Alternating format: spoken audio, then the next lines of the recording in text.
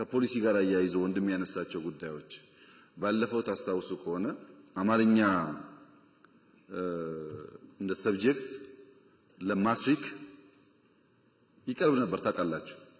ይሄ ለአማርኛ ቋንቋ ተናጋሪዎች የሚያዳላ ነው። ሌሎች ከአማርኛ ውጭ ቋንቋ የሚናገሩ ሰዎች ተጎድተዋል ተብሎ ነው የቀረው። ጭቅጭቁ የነበረው እንደዛ ነው። አሁን ደግሞ ኦሮምኛና አማርኛ ነው። ማትሪክ ብናስገባ ወላይታ ተጎዳው አይልም ወይ? ትግራዋይ ተጎዳው አይልም ወይ? ሶማሌ አይልም ወይ? አፋር አይልም ወይ? ሁሉንስ እንችላለን ወይ? እንዴት ስናጣጥመው ማሰብ ይፈልጋል። ምክንያቱም ለሁሉ አክሽን ከሌላው ግን ጥያቄ አለ።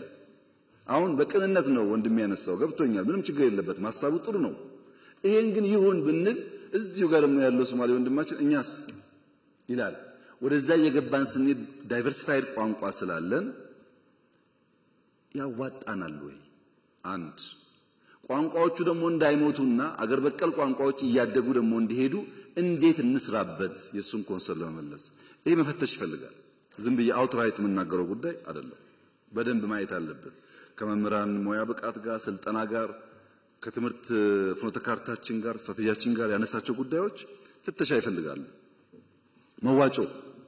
መዋጮ እናንተ ሳታቁ ከደሞዛችሁ በቀጥታ የሚቆረጥ ከሆነ ስህተት ሳይሆን ወንጀል ነው። ትክክል አይደለም። እናንተን ሳያማክሩ መቁረጥ ማንም ሰው አይችልም። ደሞዝ እኮ የግል ሀብታችሁ ነው። አማክሯችሁ ናዋጣ ካላችሁ ብቻ ነው የሚደረገው። መዋጮ ግን ያስፈልጋል ወይ አያስፈልግም ያላችሁ እንደሆነ ምርጫ እናንተ ነው፣ ግዴታ አይደለም። እኔ በመዋጮ ነው ይሄን ግቢ የሰራሁት። ትናንት ሳይንስ ሙዚየም የሰራው በጣም አብዛኛው ነገር እንደዛ ነው። እንኳን እናንተ የውጭ ሰው ያዋጣ ስለሆነ ለምን ያለን ሪሶርስ ውስን ነው። ተሻምተን ካላመጣን በቀር ስራ እንሰራም።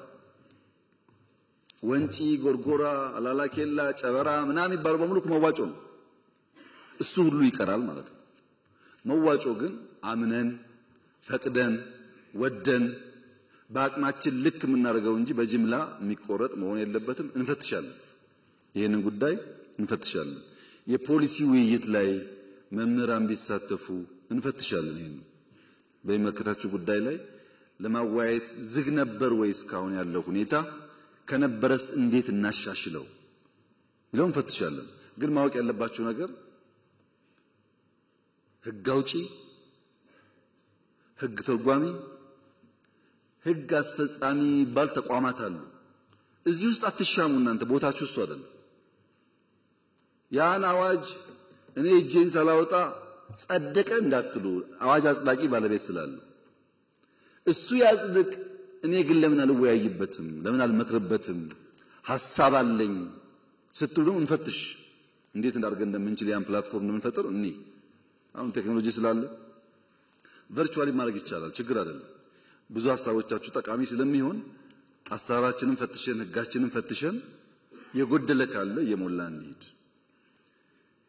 ማህበራዊ ጉዳይ ላይ የትምህርት ፖሊሲ ላይ በእንደዚህ አይነት ጉዳይ መፈተሽ ያለባቸው ህጉን፣ አሰራሩን፣ ስትራቴጂውን አይተን የማይጣረሱ ጉዳዮች ከሆኑ የምናያቸው። ይሄ የሚጨምረው የትምህርት ቋንቋ ብቻ ሳይሆን ትምህርት የምንሰጥበትን መንገድን ጭምር ነው። ለምሳሌ ጃፓን እስከ 10 ዓመቱ ድረስ ተማሪ ፈተና የሚባል ነገር የለም፣ ኤክስ እና ራይት የሚባል ነገር የለም፣ ጀጅመንት የለም። መዋለ ህጻናት ከዛ ደግሞ ቢያንስ ከ1 እስከ 4 ሲማር ፈተና ተፈትኖ ራይት ኤክስ አይደረግም። የጃፓኖች ዋነኛ ዓላማ አንድ ሰው የሚሰራበት ዋናው እድሜ ይሄ እድሜ ነው። ከዛ በኋላ ብዙ መረጃ የጨመረ ይሄዳል እንጂ ፋውንዴሽኑ እዚህ ጋር ነው ያለው። እዚህ ጋር መማር ያለበት አንደኛ ቲም ወርክ፣ ከጓደኞቹ ጋር በጋራ መስራት፣ መደማመጥ፣ መተጋገዝ፣ ተፈጥሮን ማድነቅ፣ ኃላፊነት መውሰድ ነው ማስተማር ያለብን ብለው አልጋ ያስነጥፏቸዋል። ሽንት ያጸዳሉ፣ ግቢ ያጸዳሉ። አበባ በሆነ ሰበብ አበባ ቆርጦ አንዱ ጓደኛ ለአንዱ ጓደኛ ይሰጣል። አቲቲዩድ ላይ ይሰራሉ። እና ጃፓኖች መጀመሪያ ነው መሰራት ያለበት ኤርሊ ቻይልድሁድ ላይ ስራ ያስፈልጋል። እዛ ያልተገነባ ሰው ብላሽ ነው ብለው ያምናሉ። ምን እንማራለን ከዚህ? አሁኑኑ ዛሬ እንጀምራላችሁ ግን መፈተሽ አለብን። እንፈትሽ የሚያዋጣን ከሆነ። እኛ ምን አደረግን? እንደተባለው ከ30 ሺህ በላይ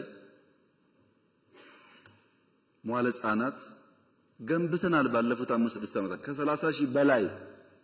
በዚያ ምክንያት መምህራን ይቀጠር ነው። ለምን? ልጆች ቤት ከሚውሉ ጓደኞቻቸው ጋር ቋንቋ እየተናገሩ ስጠኝ አትስጠኝ እየተባባሉ ለአንደኛ ክፍል ቢዘጋጁ ይሻላል። እንደዚያ ካልሆነ ውሎ አድሮ የተሻለ ብቃት ያለው ሰው አናገኝም በሚል ሂሳብ ነው።